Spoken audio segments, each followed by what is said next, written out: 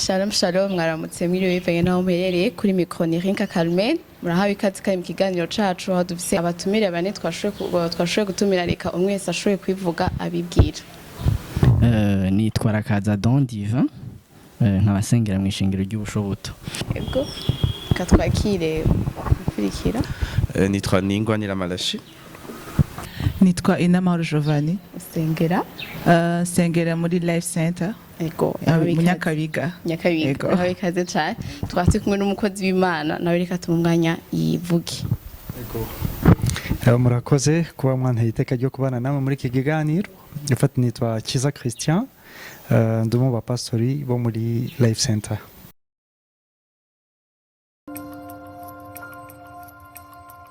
Rero uno musi bwambye kugira aka introduction gato twaba tuvugana ku murongo tuzakwibaza ku murongo uri muri Genèse itanguriro 24 verset 3 na 4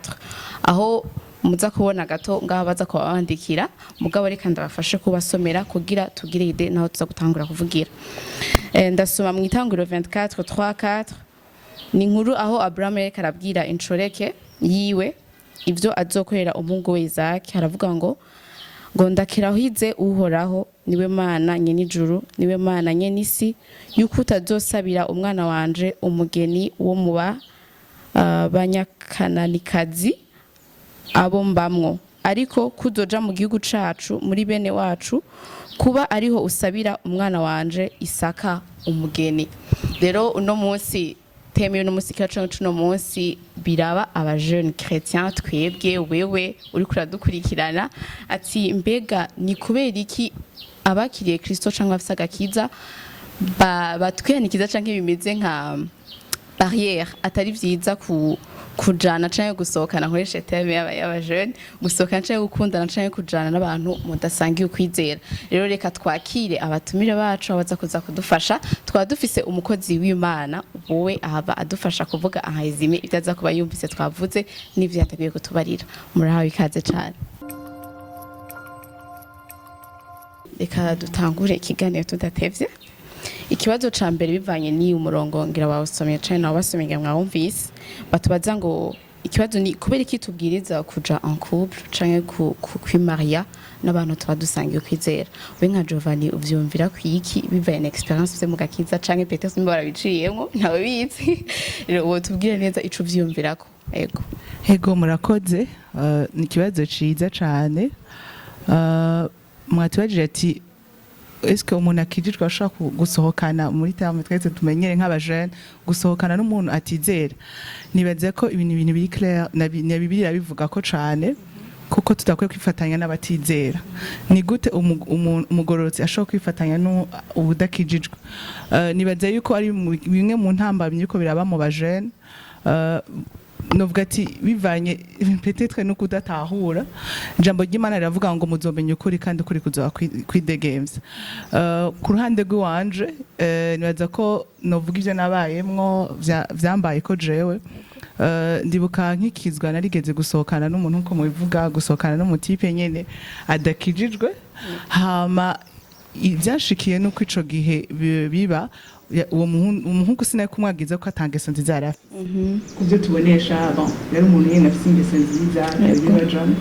ariko kubera dufise muhemera muri twege nkumenga uwo muntu nta mbere sindamumehita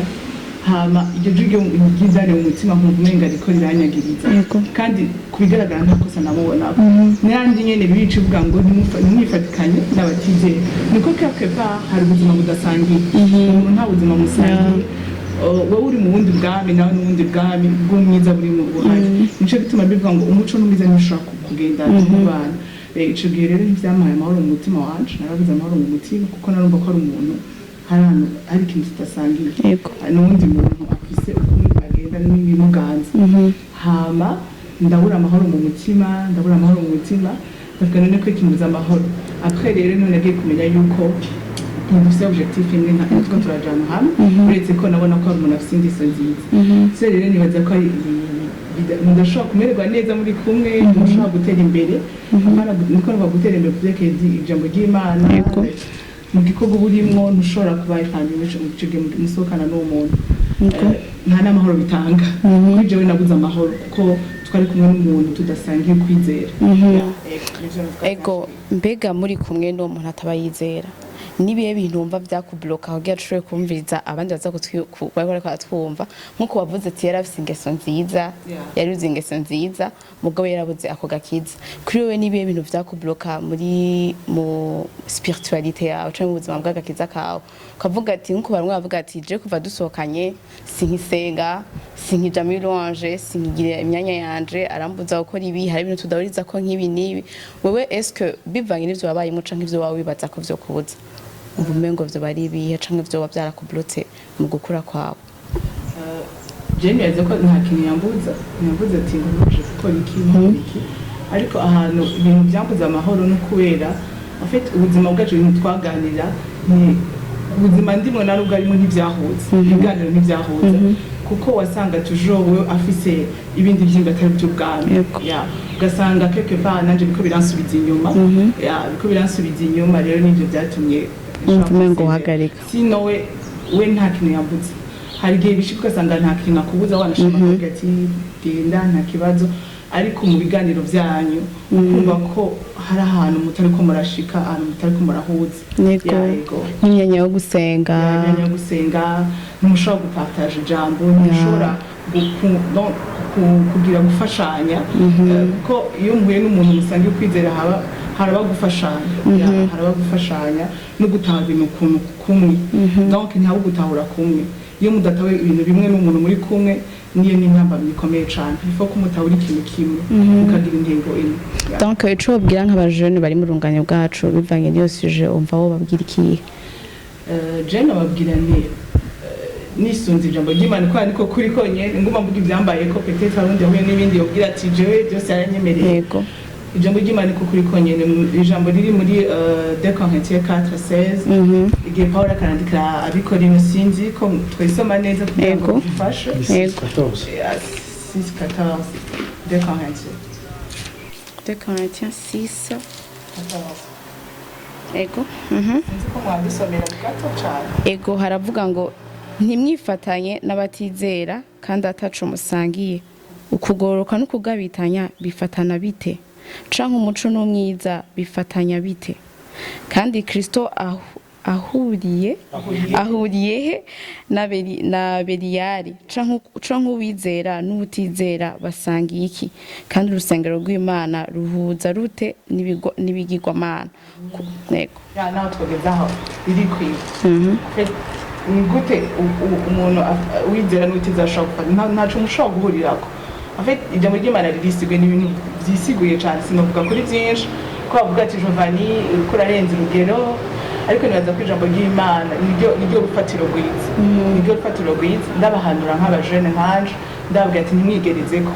Imana n'umuvyeyi irinzi tuburira muri ubwo buryo n'ukuri dukurikira ijambo ry'Imana ritubwira kuko niko kuri kwenyene ko niwigereza ko imbere haraba ama consequences kandi ushobora kubona uyu munsi bimeze neza ushobora kumbwira ati narabonye abandi barabigize ntiwigerezeko ntakwigerezako ni uko ijambo ry'Imana ryaje kugira ngo duhe ubuzima kandi tubeho ubuzima busagutse mu mpande zose murakoze cyane nitwa rakaza Divin nkabasengera mu ishingiro ry'ubushoboto hama ngerageje kwishura ku kibazo twaba twabajijwe nuko inyishu iri claire nuko ntibyari bikwiye ko umuntu akijijwe ashobora kuja en couple canke kurondera ku muntu kurondera udakijijwe kubera ko haba hari inkurikizi nyinshi zitandukanye haba hari inkurikizi kubera iki mbi kandi kubera ubwa mbere umuntu akijijwe iyo yifatanije n'udakijijwe bisigura ni nkuko dufate umuntu agiye en couple en général nuko baba basangiye vision imwe baba basangiye direction y'ico bariko barategura kimwe kandi n'amapriorité y'ibintu bakora babikora suivant n'ico kintu bateguye rero mu buzima busanzwe ntushobora kumuha umuntu adakijijwe umwereke priorité yuko par exemple umwereke ati gusenga gufata umwanya wo gusenga urakenewe ntashobora kubitahura kubera ko ivyo nta mwanya biha cyane canke mu rugo rwacu harakwiye kuzoza dufata imyanya kanaka yo kwicarana tuvugane ubuzima bwacu par rapport n'ingene tububona tuburabiye mu ijambo ry'Imana. Ivyo byose ntibikunda, tandis que umuntu akijijwe ibintu byose abirabira à travers y'ijambo ry'Imana, kazoza kiwe, ibyo ari karakora, ibyo ari karananirwa muri buno buzima muri iyi minsi, ibyo ategura ambition y'ibintu vyiwe byose abirabisha ku ijambo ry'Imana. Rero ntushobora kubwira umuntu muri un couple ikintu kiri au-delà y'ugutahura kwiwe, donc n'ibintu atabatahura, n'ibintu atabazi. Rero nibaza ko inkurikizi rero mbi ziguma ziriho igihe mushwanye, ntimushobora kubitunganya neza nk'abantu bakijijwe. Ico ni kimwe mu bintu bisanzwe nk'abantu basanzwe, kubera guharira umuntu hari igihe umengo ni genre ndakubabariye ni bon twi, mugabo uri umuntu yakijijwe uguharira ugira sico kimwe no ku muntu atakijijwe. Iyo ni nk'akantu gasanzwe gusa, n'ibindi byinshi biza byuzuzanya nuko kuntu uba yangaje n'umuntu akijijwe cyangwa atakijijwe. Rero inkurikizi ni nyinshi, si umuntu azidondaguye ni ibintu no mu myaka 15 y'ubuzima 20 utabirabiye mu marori y'ijambo ry'Imana usanga uri kurahusha, usanga muri kazoza utanguye kwicuza ati mbi ni kubera iki ntari narumviye, ni kubera iki ntari narumviye. Umugabo ataha ijoro, umugabo aja hanze, cyangwa umugore ari independante. Ibyo byose niko yadatahura ko yaboshwe, mubohana mukabohanira kuri Kristo, ni kubohana nyene kuri Kristo, ni kwihambira kuri Kristo. Umugabo mumatanye muri babiri muba mucitse umuntu. Rero nibaza ko n'abazungu hanze bahora babivuga du moins ati mucitse umuntu umwe, on vous déclare marié femme, mubaye umuntu umwe. Muri je numva umengo ni ibintu byovugwa ku bantu bakijijwe, kubera ko uko kuntu kubumwe ni kubera mwamatanije imishaha yanyu. Udakijijwe ukavuga ndamatanije umushaha n'undi muntu, ni kwibesha vraiment.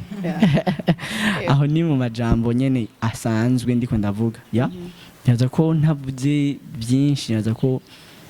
inyishiri muri ivyo nyene iri mu nkurikizi, iri mu buzima n'ivyo bw'ubu muri présent no muri kazoza. Ubiravye rero mu ijambo ry'Imana nukuri nuguhusha cyane, ubaye engagé n'umuntu rikarabona ko igicapo c'ubuzima bwanyu biteza guhesha Imana icubahiro. Urakoze cyane Don Divin. Nitwa Ningwanira Malakay. Nashima ikiyago, nashima ikiganiro, nashima ibibazo n'inyishu. Nuvumenga sinogaruka cyane ku byo mushiki wacu yavuze na Don Divin ngaha. Ndafise umugenzi akunda kumbaza ngo Malakay ko iki wewe ngiyo nguhuye n'umuntu mu mushasha ngo muriko muramenyana ngo gushiramo ikibazo ca usengera hehe ngo ngurasayisha ibyo bintu urabiheba none ngo je sinzi ko mwabaye abakizwa none ngo ishengero ngo bisigure iki cyo ndamubwira nti mu mizima ngati twege mu muryango wacu gikristo ishengero n'umuryango wa kabiri wahisemo. Hari umuryango umuntu avukiramwo atahisemwo wisangamwo, usanga uyu ni papa uyu ni mama abo nabo tuvukana ko ishengero n'umuryango wowe wihitiramo. Kandi umuryango ni ikintu kiba kigize ubuzima bwawe bwa misi yose, ku buryo jewe menya umuntu hasengera ndashobora kwiyumvira, ndashobora kwihenda cyangwa sinihenda, ariko ndashobora kwiyumvira ukuntu uwo muntu yoba yiyumvira, ukuntu yoba abayeho. Nuvumenga ikibazo mwabajije je no kija hejuru gatoyi y'inyishu batanze, uretse ko izo batanze zose nemezanye nabo 100%, ariko ikibazo je ca nibaza eske no mu bajya bitwa ko bizera mbega nabo nyene nabo tukwiye kujana nabo, kubera ndavye kiya gisomwa cyo mu itanguriro igice ca 24 ntibamurondereye umukobwa wari we wese, hari ama instruction yamuhaye yego kandi ujya muntu yavuze ati jewe basi mbwira uremeye cyangwa ntiwemeye hama menye icyo nkora bisigura ati utemeye je ndasubira inyuma vraiment ariko amaze kwemera avuga ati umutima wanje uraruhutse bisigura hari mubi wabo nivyo ariko ntihari umuntu hari we wese ku buryo yamubwiye ati umviriza uzira akaziri umwana wanje ntazosubire hariya fumo mbona umuzanye aze ino hako umwana wanje agenda hariya bisigura hari mubi wabo nivyo ariko sabi wabo bose bari bizera yarapreshije urugo hari Rebeka yava mu muryango bapfa n'ikintu na Aburahamu yari muhungu wabo menga nimba nihenze bisigura ko no muri abo bizera si bose mukwiye gufatanya nabo yego je nvumenga niho twotangura ko je ntabeshi n'ukuri hariyo umuntu ambwiye ati je sengera ahantu kanaka sino havuga n'ukuri nvumenga ndagiza amakenga don't even dusengera hamwe sengera mu shengero ry'ubushoboto arabizi ibintu turasangiye ama valeur amwe biblique doctrinal hariyo vraiment umuntu uvuga ati wowe urakijijwe ariko ntitwojana je ndibaza ko harabaye amakosa menshi ego ni extreme kuvuga ati je nimba ndamukunda nawe akaba nkundira none niki gisigaye iyo ni extreme ariko hari n'indi extreme yo kuvuga ati arakijijwe birahagije je nama mvuga nti nopfuma mbona umukiriso mubi hako mbona umupagani mwiza yego ntangure kuri kijya mushikaci yavuze ati murashaka kugira imigenzo myiza kandi umenga ni bon iki ariko atakijijwe vraiment iyo bibiri mwita umuntu yapfuye désolé koresha iryo jambo sije naritanguje ni bibiliya ni Paulo yabivuze ni umuntu yapfuye ariko hari n'umuntu uvuga ati umuntu vraiment arakijijwe ariko aracabise ibintu bimugoye iyo niwe je nita umukiristo mu apana umukiristo wa faux c'est un mauvais chrétien pas un faux chrétien ni ibintu bibiri bitandukanye ujya muntu rero je yakijije ariko agifise ibintu bimugora aravuga ati at least arahokonesa twese turafise ahantu tuhokonesa ubusa bwacu kujya muri nzi yavuze ati ndagenda gusa ndakwinga inzu nyambike hano bagenda gusa ariko batashaka kwambara so jewe ngereranya nk'ubufashe agacupa ka kinju karimwe amazi ico cupa cya kinju ukarisuka muri kaya karumyo ko hejuru ugasuka urahomba usanga amazi menshi ariko araseseka hasi je nico kigeranyo mbona cyo ku harana avuga ati ngo je ngo nzomubwira ubutumwa nzomuhindura uzohindura umuntu kweli twese twahinduwe n'Imana yego umuntu yaravuze ariko n'Imana yahinduwe Bibiliya ndivuga ngo mwemu ni yemeza umuntu ivyica si umuntu ahindura umuntu aravuga ariko mwemu ni yemeza umuntu icica we kumva ko wofatana n'uwo muntu wizera yuko uzomubwira ubutumwa aho bawibesha ariko ikindi kintu mvuga nti hari umuntu naba mutari ku rugezo rimwe rw'uburyo bw'imwema ariko akorohereza ubona yuko umuntu arashaka kumva arashaka kumenya arashaka gutahura arashaka kubandanya urwo rugendo uyu muntu ndamugereranya yegene icupa rya kintu je ndafise amazi yuzuye uyu muntu ariko nawe nyene twosuka mu kindi gicupa ca kinju kingana capacity na ca kindi singomba tube tuzi bimwe singomba tube tuzuye bimwe ariko mvuge nti uyu muntu arafise ubushobozi bwo kuzura ivy'Imana yashize muri jewe nuko sino arashaka kuba kijije ugasanga ukurirusha mwama mushwana hari ahantu atashaka kurenga vraiment tije ndasenga dimanche na jo mporiki je singi jina negaringa kabura ahantu mukura ariko hari undi muntu avuga ati jewe ndafise agahaza ahantu kanaka ndashaka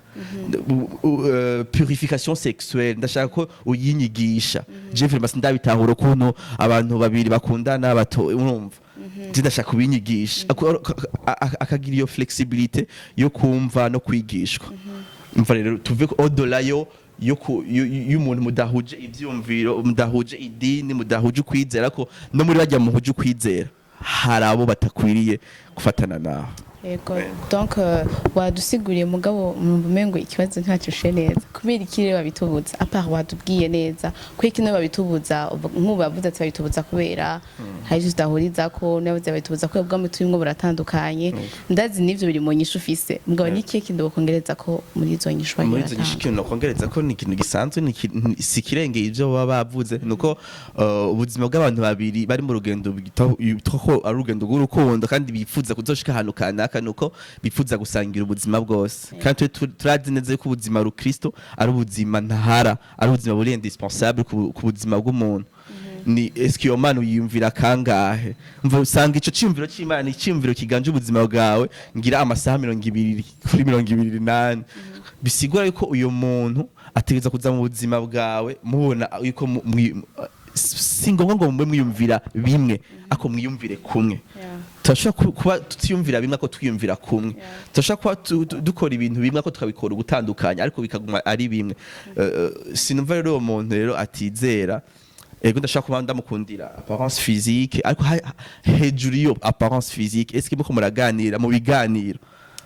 eske mu biganiro ego muri politique murahuza ego mugiye muri football murahuza hama mugiye mu vy'Imana ho gute kigutwara umwanya munini sinumva ko woba uri stable sinumva ko wotekana uri kumwe n'umuntu ico kiganiro yo ucevotse agikwepa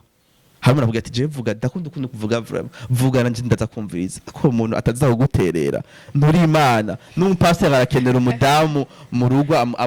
amutera intege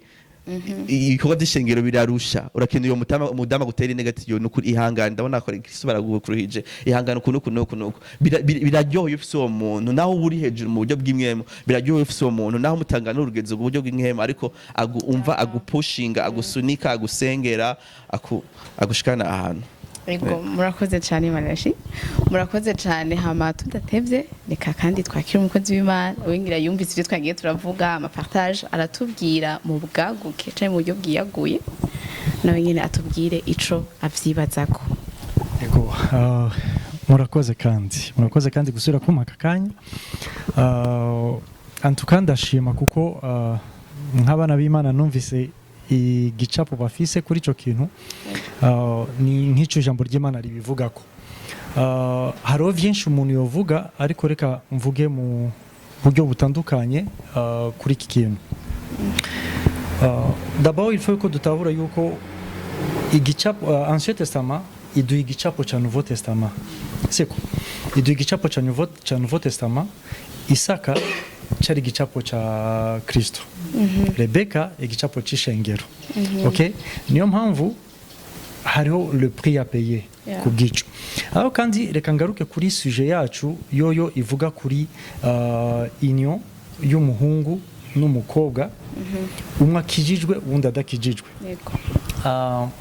mumbabarire mbanze kwanza nkosora utuntu duke kuko des fois turakoresha amaterme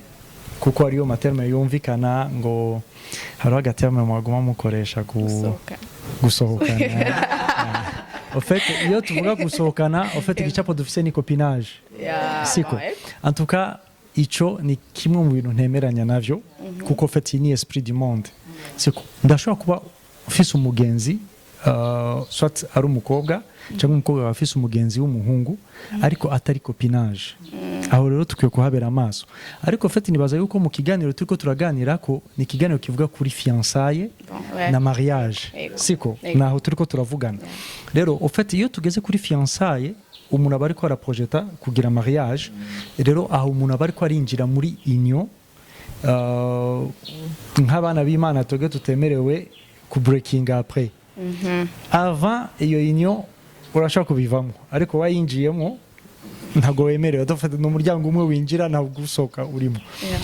alors ukwiye rero kubera amaso ico kintu mbere yo kucinjiramo siko rero reka mpere kuri ka y'umuhungu n'umukobwa umwe akijijwe uwundi adakijijwe nyibutse izina ni Malakay yari yavuze ku kantu ko kama preference siko umuntu arashaka gukunda uwundi bivanye n'ukungena mubona aspect physique yiwe ukungene ari ateye ni mwiza uriko urabibona ico ni kimwe gituma umuntu yifatanya n'undi. Ikindi ca kabiri nabonye gituma umuntu yifatanya n'uwundi ni ivyo mu profitako. Amafaranga siko abandi soit arino akaba yumva yuko ashobora kwifiansa n'umuntu ari hanze abati kwa que ça soit asha il faut yuko nemera kugira ngo ncomoke uko yibona ivyo ni ibintu bifatika abantu bagerageza gufatira ko kugira ngo bashobore kwihuza n'abandi. Hakabaho n'abandi bahagarara ku ngeso ati n'umunyangeso nziza, ariko tugarutse mu cijambo ry'Imana rivuga kubera ko Imana yinsista kuri union y'umuntu akijijwe yuko adakwiye kwifatanya n'udakijijwe. Munyemereye ndafise quelques versets nshaka gusoma, iri muri ya mbere iri muri Deuteronome, gusubira mu vyagezwe igice ca cindwi umurongo wa 3 no wa 4. Reka nsome vuba haravuga ngo ntimuze musabirane nabo ngo abakobwa banyu mubahe abahungu babo canke abahungu banyu mubasabire abakobwa babo, kuko bohindura abahungu banyu ntibagendanire uhoraho ariko bagasaba izindi mana, ivyo bigatuma uburake bw'uhoraho bubaziriringira agaca abarandura ako kanya. Ufite nshaka yuko mubona muri iyi verse ikintu gikomeye, kubera ko Imana yanse yuko habaho iyo union y'uwitirirwa Imana n'utitirirwa Imana. Very simple. Imana irerekana yuko biroroshe cyane une fois umaze kwifatanya n'umuntu yuko uwo muntu ashobora gutwara umutima wawe aho we ari. Rero nimba ari umuntu atubaha Imana, nimba ari umuntu adafitanye alliance, adafitanye indagano n'Imana, c'est fort possible yuko uwo muntu umutima wawe ukura ku Mana akawushira kuvyo uwiwe uriko. Rero il faut yuko umuntu abera amaso ico kintu, kuko nimba tuvuga yuko tuapartena ku Mana, imitima yacu ikaba yegukiye Imana, Imana irabitubuza kubera yuko izi yuko birashoboka cyane yuko imitima yacu iva ku Mana bitewe na ninde twifatanije nawe muri ubu buzima. Okay? Ahangaha ntibavuga kuvyerekeye business, kuko na business nayo nyene hari urugezo runaka ushobora kwitandukanya n'umuntu, ariko ngaba ariko baravuga kuri union Imana yahaye agaciro yuko une fois uyinjiyemo udashobora kuyivako. Niyo mpamvu ati wirinde kuri uwo muntu uza kwifatanya nawe, kuko wamaze kwifatanya nawe arashobora guhindukiza umutima wawe. Siko kuri aka karorero munyemerere juste nsome iyindi verse iri muri igitabo ca mbere c'abami, igitabo ca mbere c'abami igice ca 11 umurongo wa mbere no wa kabiri. Mu gitabo ca mbere c'abami igice ca mbere ca 11 umurongo wa mbere no wa kabiri haravuga ngo kandi umwami Salomo yagomwa abanyamahanga kazi benshi udashizemwo umukobwa wa Farao yarasanganywe, nibo banyamowabukazi n'abamonikazi n'abanyedomukazi n'abasidonikazi n'abahetikazi bo mu mahanga uhoraho yari yarabujije Abisirayeli ati ntimuze musabirane nabo ntibaze basabirane namwe, kuko bohava bahindura imitima yanyu mugakurikira ibigirwamana vyabo. Ariko Salomo yifatanya nabo akaramata kubwo kubagomwa. Okay? En fait, uri kurasoma muri contexte y'iyi chapitre uza gusanga yuko abo bagore nyene bakuye umutima wa Salomo ku Mana. Salomo atangura gusenga ibigirwamana vy'abo bagore mu gihe uri kuraraba au début y'ubuzima bwiwe. Salomo yari atashe cyane ku Mana. Comment ça se fait-il yuko umuntu yakunze Imana n'Imana ubwayo ikamukunda, umuntu yasenga Imana ikavuga ati ushaka nguhiki, agasaba ibiri mu mutima w'Imana, ariko à la fin de sa vie akaza kwisanga ariko arasenga izindi mana, yahevye ya mana yiwe yamushikanya aho yashitse, bitewe n'iki nabo yagiye kwifatanya nabo. Iki rero kiri très important, uwo wifatanya nawe mu yindi mvugo hariho ahantu hajyana ubuzima bwawe, kuko ajyana umutima wawe aho umutima wiwe uri. Kubera iki Imana itavuze ati mwebwe murashaka kuzobaza naho muri? Il faut que dutahura iki kintu. Ijambo ry'Imana tubwire ko nous sommes des êtres spirituels possédant des âmes. Donc turi byaremwe by'imwe bifise umushaha ariko biba mu mibiri. Hanyuma ijambo ry'Imana katwereka yuko nyuma yo gukizwa impwemu yacu yasubiye kunywana n'Imana, ariko ijambo ry'Imana katwereka ko harimo kamere muri twebwe karwanya ivy'Imana. Ako kamere karareponda cyane ku vy'isi. Niyo mpamvu Imana ivuga ati kamere yanyu irashobora kunesha uwo muri wo réellement spirituellement mu mpemu une fois mwifatanije n'umuntu kamere kanyu donc kakira mu buryo bwiyoroheje vyiwe, donc kazoba alimenté n'uwo muntu mwifatanije nawe mu buryo kamere kazotangura kudomina votre être spirituel uwo muri we mu mpemu, bitume musange muri ko murakora ivyo kamere gashaka, alors que mwari muri abantu bari sense kubaho babeshejweho na mpwemu. Okay? Niyo mpamvu Imana bati ntimunagerageze. Okay? Mfata akararo kamwe. Uyu n'umuntu yarasanzwe akijijwe. Hanyuma nanje nabimenye yatwaye inda. Umugabo wamuteye inda bagira mariage. Bagira mariage civil, bagira abaronsa urugo, ntiyamuteye inda ngo amute. Kamwe murabona yuko l'homme yari sérieux. Siko. Ariko le problème mu nyuma aza kundondera arambwira ati nukuri unsengere. Umugabo atahabwije, atahayaborewe, avuga nabi, agira iki, atangura kumbwira ingorane afise. Hanyuma à la fin akonkuriwa avuga ngo ariko nabigiyemo donc nabigiyemo mbizi. Uko bibona? En fait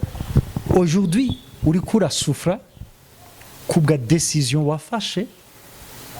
inyuranye n'iki jambo ry'Imana rikubwira uwo muntu mufatanije nawe. Igihe navuga kuvyerekeye ibintu kenshi bituma umuntu yifatanya n'undi cyane cyane udakijijwe, kimwe mu byo no kongera ko kindi ni igihe umuntu yibaza yuko yacerewe kugira mariage. Surtout yacerewe kugira mariage, alors ubuza kuza wese sinza guhusha ko karyo, kuko sinzi nimba ninagahusha nzo naronka.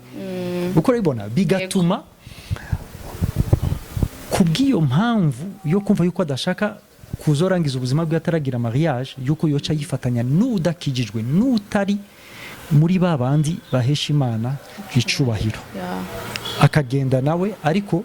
hariho iminsi yose kwimbura kuvyo umuntu yabivye. Reka mvuge ku mpamvu rero umuntu akwiye kwifatanya n'ukijijwe. D'abord ukijijwe mu yindi mvugo wowe wapartena ku Mana n'uwo wundi yapartena ku Mana.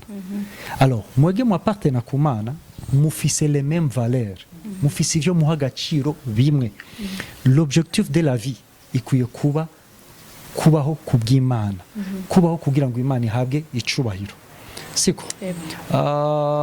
mwene data Malachi en fait yavuze kukungene si bose nabo mu rugo ushobora guca mfata.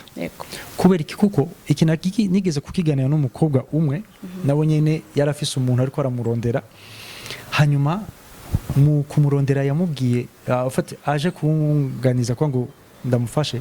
ndamubwiye ati en fait iyi ni urufatiro akwiye kuba kijijwe. Ariko jewe rero icya kabiri suko abakijijwe gusa, akwiye kuba ari n'umuntu afise igitinyiro c'Imana muri we. Kubera yuko iyo udafise gutinya Imana uri permeta gukora n'importe quoi, uri permeta gukora n'importe quoi. Urashaka namaze kumva abakoga benshi bari fiancé, hanyuma avant mariage kumva umuhungu ariko aramusaba kuryamana nawe. undi wewe yaranyishe umuhungu wewe nta nubwo yarakijijwe umukobwa aremerewe ko bafiyanse kuko umuhungu yaravuye hanze hama umuhungu yari yashikiye muri hotel umukobwa acamusanga muri hotel yitwaye ko akijijwe bararana ijoro ryose nyamuhungu vyavuye bivuyemo avuga ati yitwaye ko akijijwe kameme iki kintu ntiyari kugikora nanje numvaga yuko ndamurondera kuko akijijwe alors vous comprenez comment hariho abantu bari aho ngaho bari mu église bitwaye ko bakijijwe ariko badafise igitinyiro c'Imana niyo mpamvu rero c'est pas juste kuba umuntu aba akijijwe yuko uca wifatanya nawe il faut aussi yuko naraba nimba ari umuntu afise gutinya Imana ego murakoze cyane hama hari ibindi ibibazo bibiri mugabo numva kimwe ngo tugararije ho biki ndumva ama consequences twayumvise ni menshi mu rugo urumva n'abana tuje mu bana ho vyogorana gusenga kubakuza imico mugabo hari ikibazo dufise kandi mwe mwavuze neza mugitangura ati ni ibintu iyo winjiyemo mubisoka mugabo mi fiançailles ufise genre amahirwe menshi yo kubivamo none iyo bishitse naho mwubakanye peut-être dufate ko muri abo kubeshana birahari kwigira umuntu akijwe birahari nubwo bitamara umwanya munini ugasanga uje kubibona mwaramaze kubana est-ce aho urafise droit yo kudivorce ko na bibiri bitubutse urafise droit yo kudivorce ariko apana kuzosubira gushaka kuko fete iyo nindi shwa kuko nkuko wafashiriya yindi ariko nimba wubaha Imana wamaze kuvyinjiramo alors il faut kwiga kubaho avec ntibizoba vyoroshe ariko urashobora kwiga kubaho avec kuko une fois uyidesize kubivamo nta muntu agushira umugozi kwizosi ariko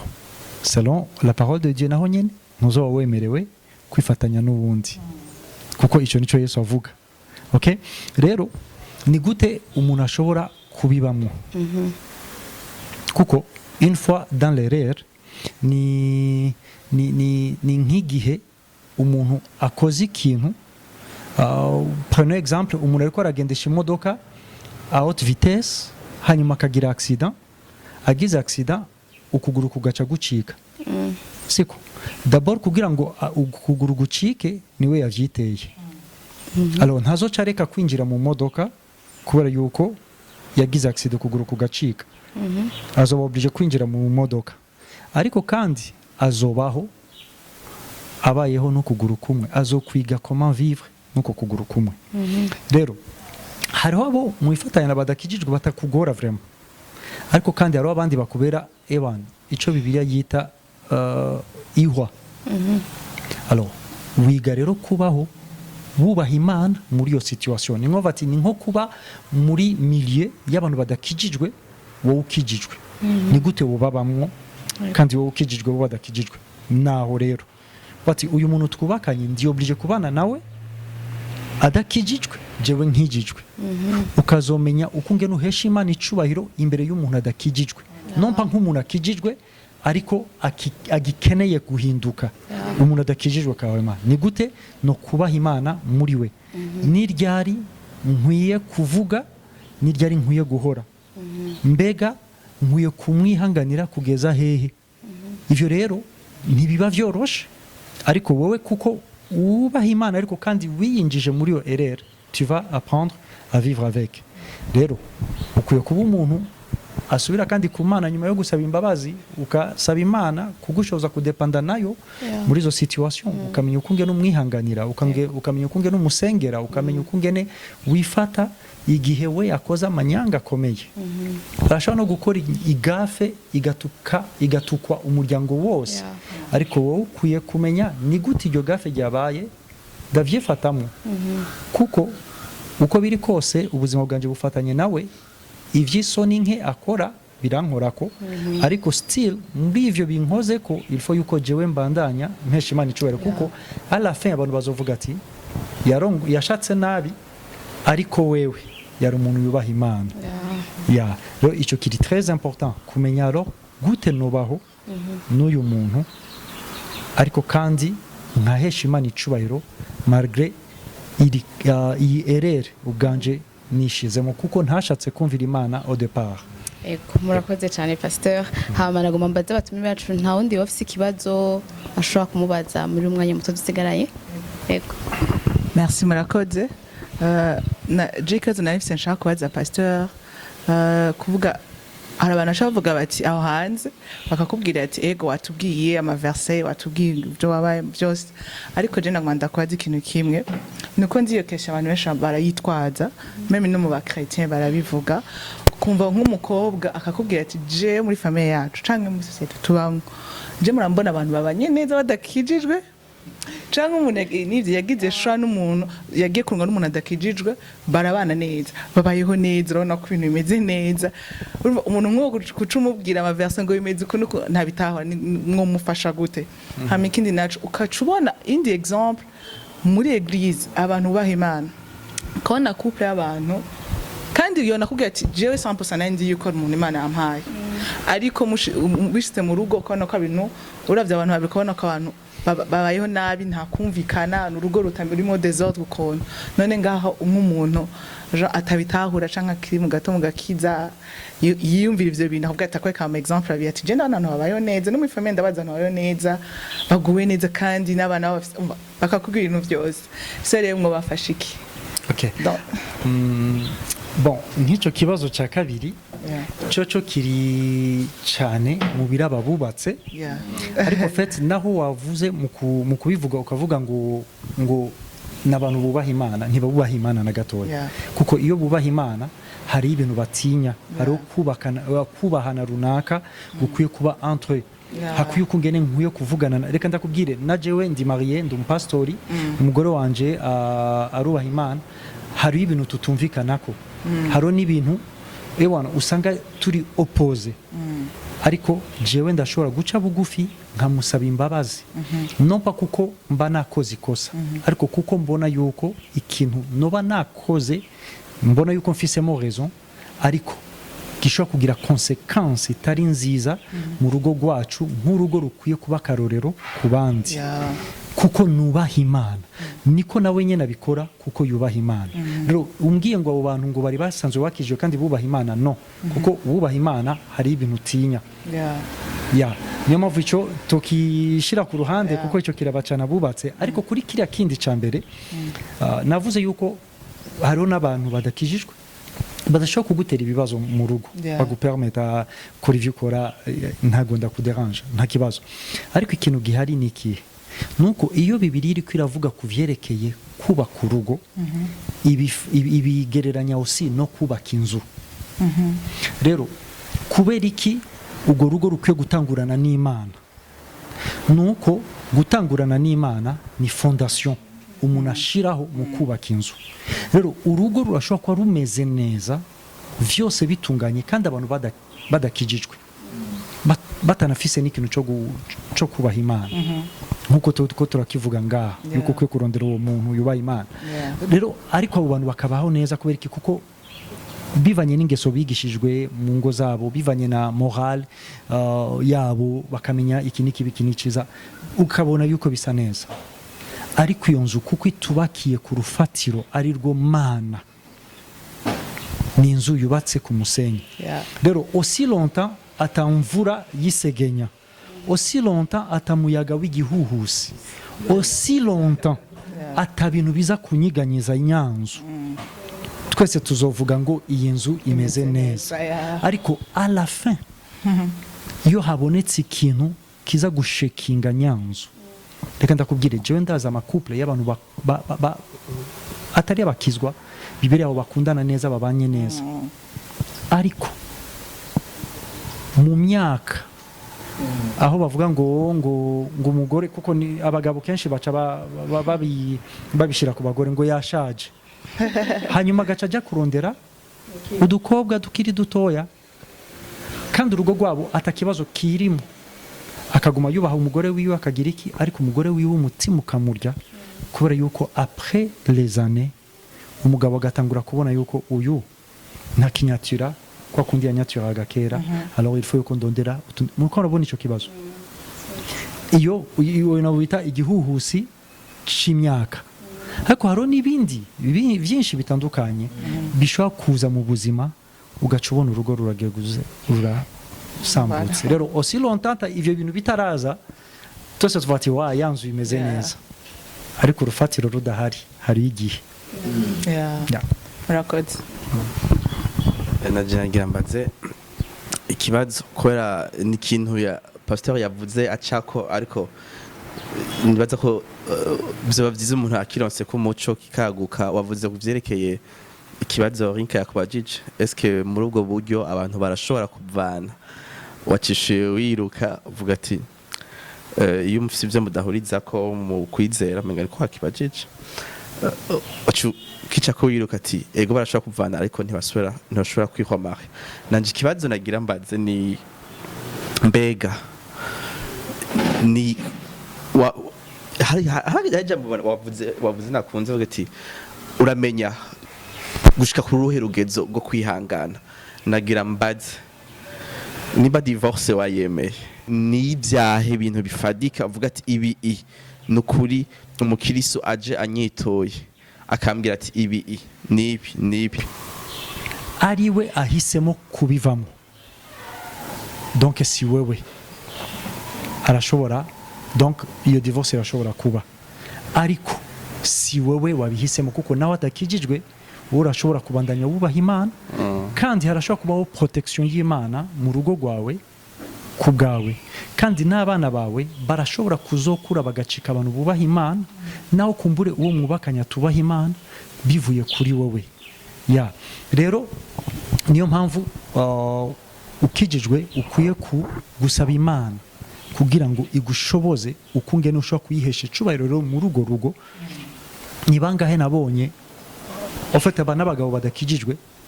bavuga bati ewana umugore wanje naho ari jewe ndi umwanya ngise ariko ndazi yuko ari umumarayika ndazi yuko ari umuntu yubaha Imana kandi ivyo bigatuma mu rugo rwanje ngira amahoro uko urabibona rero wowe urashobora guhesha Imana icubahiro mu rugo kandi mu buryo bumwe canke ubundi Imana yashaka kugenderera urwo rugo kuko n'ijambo ry'Imana bivuga aho Petero yandika avuga ati ngo nabo bakazoshima Imana ku bwanyu igihe Imana ibagendereye donc c'est fort possible yuko aba bantu bashobora kumurikirwa n'umuco w'Imana biciye mu kungene wowe washoboye kubana nabo aho n'igihe la personne ari muri erere wenyene yishizemo ego murakoze cyane nimba atakindi kibazo gisigaye ego hamangomvye gushimira mwese mwashwe kutabona ubutumire pasteur mwakoze cyane hama nongera nshimira mwe muza kuba muko murumva kino kiganiro j'espère bien ko harimo byinshi byavugizwe kandi bigiye kudufasha cyane rero ntitwihute bantu b'Imana ntitwihute twitonde tugende buke buke kuko Imana ntaho yimiriwe no muri byashobora kubivuga irashobora kwereka uwo vrai nubwo benshi bavuga ati no muri bagenye tuba dusenga na si bose rero turakwiye gusaba Imana dusenga iduhe abubaha surtout Imana bidagaze mu kizwa gusa nubwo rufatiro mugabo ba Imana cyane rero mwakoze cyane Malakay wakoze Divin wakoze Giovanni wakoze pasteur merci beaucoup ego turabashimiye cyane hari kuri Fresh TV cyari kiganiro tweko turavuga kuri micro ya Rinka Carmen naho ubutaha